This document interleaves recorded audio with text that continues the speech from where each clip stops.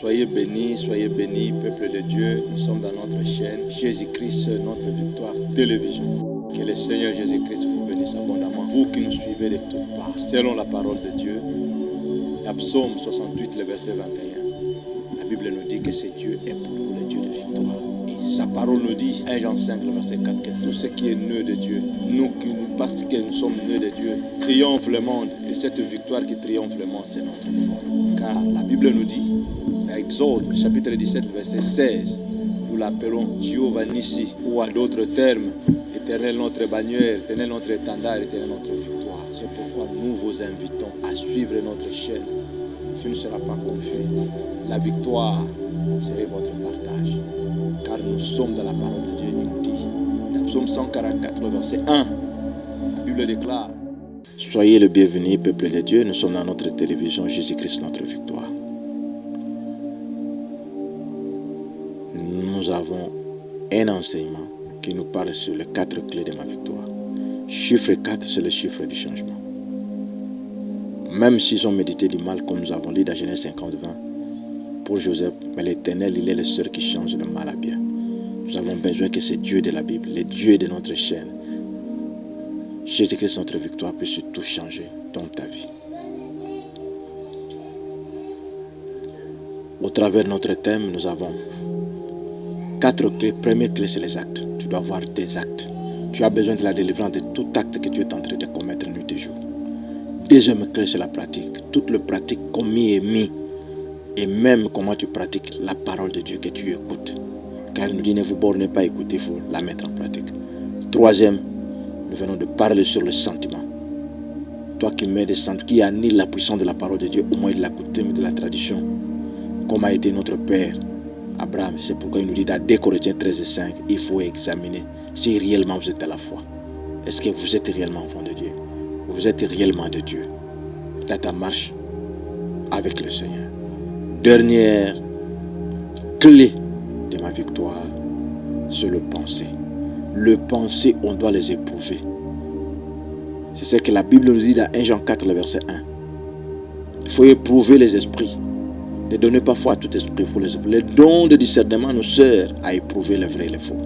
Pendant ce temps que nous sommes, nous avons beaucoup de faux qui sont avec nous, qui vivent avec nous, qui marchent avec nous. C'est pour cela que le Seigneur nous appelait. Mon frère, ma soeur, à avoir ce don de discernement. Et plus loin, il nous dit, même dans 2 Corinthiens 10, verset 4, 5, il est écrit qu'avec les armes que nous avons, nous devons amener toute pensée captive à l'obéissance de la croix. Et dans Genèse 6,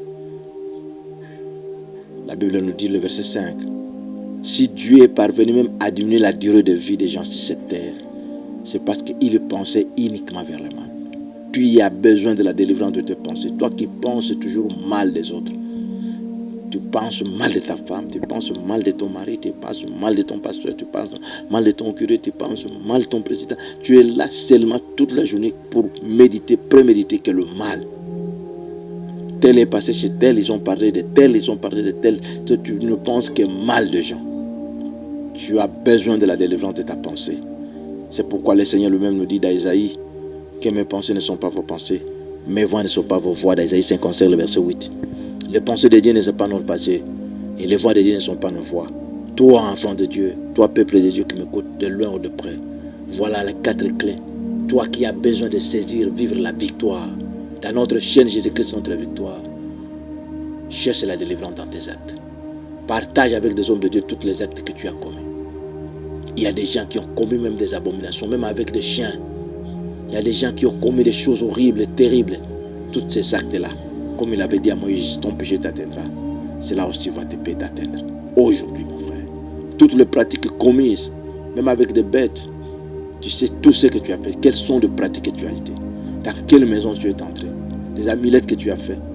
Même si les gens ne t'ont pas vu, mais il y a un Dieu dans les cieux qui t'a vu. Toutes les pratiques commises dans ton parcours. Partout tu as fait le sentiment pour plaire au mari, pour plaire à la femme. Tu es arrivé à faire peut-être de kiretage, tu es arrivé à faire des choses terribles, tu-même tu sais. Les sacrifices à cause de sentiments. Tu as besoin de la délivrance de ce sentiment diabolique. Car le Seigneur t'appelle à la repentance. Et la dernière de pensée, il faut les éprouver. Toi qui as toujours la mauvaise pensée, tu penses toujours mal déjà. Si tel a acheté l'averti, il est dans l'occultisme. Si tel est parvenu à telle étape, c'est parce qu'il a été chez X, il a été chez Y, il a fait ceci, il a fait cela. C'est-à-dire Dieu ne donne pas, c'est seulement Satan qui donne.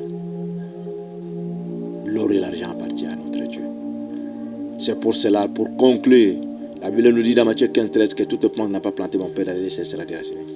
Toi qui as encore de mauvais actes, de mauvaises pratiques, de mauvais sentiments, de mauvaises pensées, c'est le temps de faire la déplantation.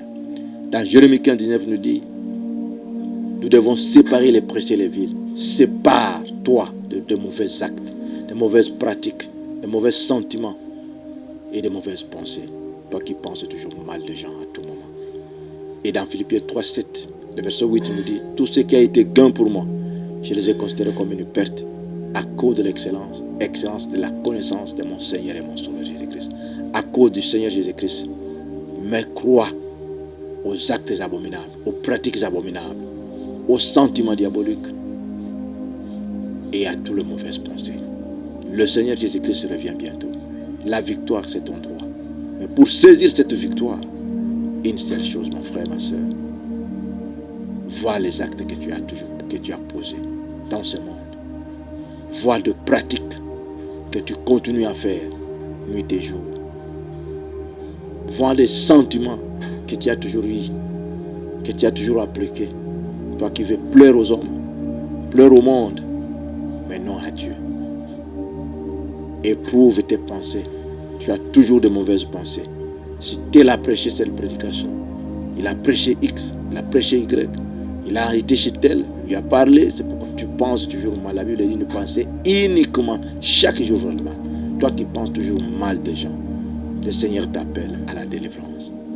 De te penser, car la victoire d'un enfant de Dieu, c'est dans son langage et dans ses pensées.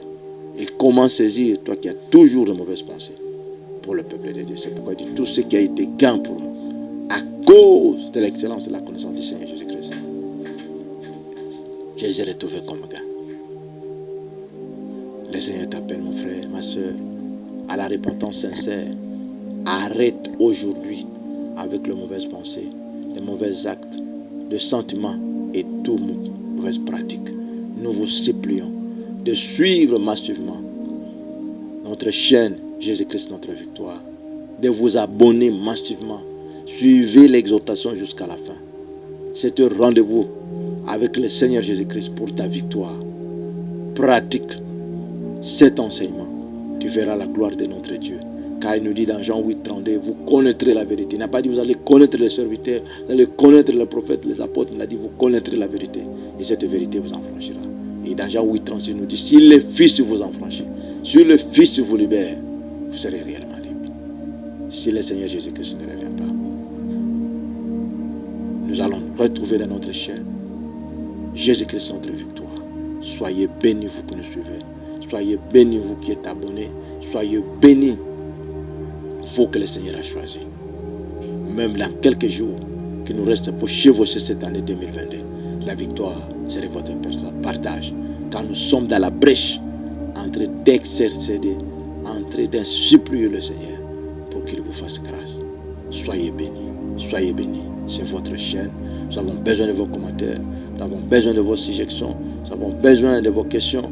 Ça va nous faire du bien pour pouvoir améliorer convenablement le travail que le Seigneur nous a donné. Soyez bénis au nom puissant de notre Seigneur et Sauveur, Jésus-Christ de Nazareth. Amen.